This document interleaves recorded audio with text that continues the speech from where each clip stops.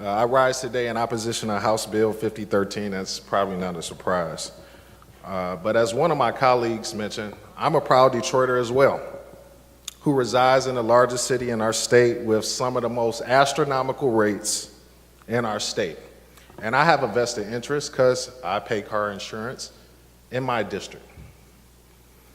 But as a representative of other proud Detroiters who have chosen me to represent them, whose struggles I understand too well, and needs I hope to address, I know that rate reduction is meaningless if it puts their families in jeopardy, does not provide real rate relief, and it does not address the root cause of the problem.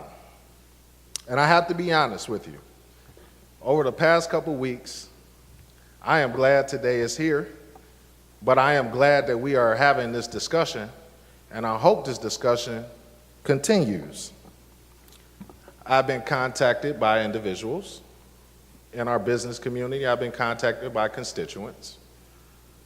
And one common thing, or one common theme that I thought about to myself is why, when we talk about one of the biggest issues in our state, we all don't come together at one table and try to solve the issue. I talked to a popular CEO who shall remain nameless, and I told him, I said, I bet if we all came together for a press conference downtown and we talked about the high insurance rates in Michigan, and we talked about how we all were concerned about these rates in Michigan, it'd probably make national news, and we probably would get something accomplished. It's my hope that the fate of this one piece of legislation tonight does not define where the appetite for a solution to this problem disappears. Because one thing is certain, the problem will not disappear. Many of my constituents are living paycheck to paycheck.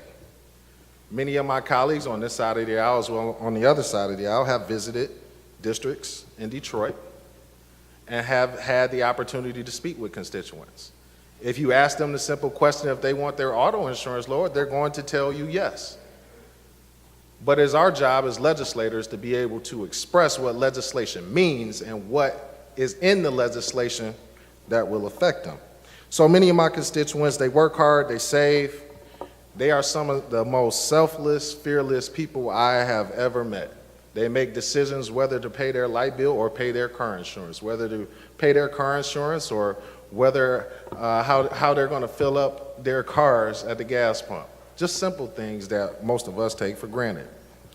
But I know one thing, because they elected me to be the representative I am, and they deserve to have the same world-class coverage if they were in an auto accident as everybody else, just as everybody around the state does.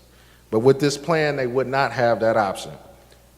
Their financial situation would dictate taking the lowest possible coverage in exchange for a rate reduction, one that isn't even guaranteed.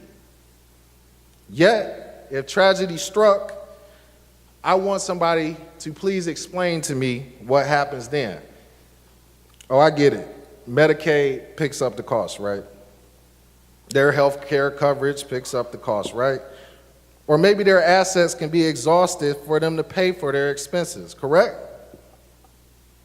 That's not a solution. In certain aspects, they'd be forced into bankruptcy to pay for long-term care, and that cost would then be transferred to the taxpayers. I had to mention that sitting on the Appropriations Committee. And we talk about rate reduction, however, to fill the holes this legislation would dig into our budget, our citizens are going to end up paying for their own rate reduction. What a dichotomy that is. Meaning that the people of Michigan, again, would have to pick up the check. But who cares? Insurance companies still operate every day, and that will continue. But the people of Michigan need guaranteed rate relief right now across the board. I can promise you that. And not just for drivers who want choice. Is it true choice, or is it capitulation? Is it creating options that folks have no education about in regards to what these options would provide? That is the question. There are other options out here for this issue. And for the life of me, I can't understand why we take a 50-year-old law and decide we're going to make it the end-all, be-all in 4 weeks. It makes no absolute sense. So I urge my colleagues, let's not settle for mediocrity in dealing with one of the biggest issues in our state, but let's all come together. We talk bipartisanship. Let's all come together and solve the biggest issue in our state, particularly why this conversation exists. Because not only do Detroiters deserve this, also citizens across the state of Michigan. And here in Michigan, if we run down a list of things that we finished last of, I don't want to be at the top, or one of the only ways that we're at the top is basically paying the most expensive insurance rates in the country. Thank you, Mr. Speaker.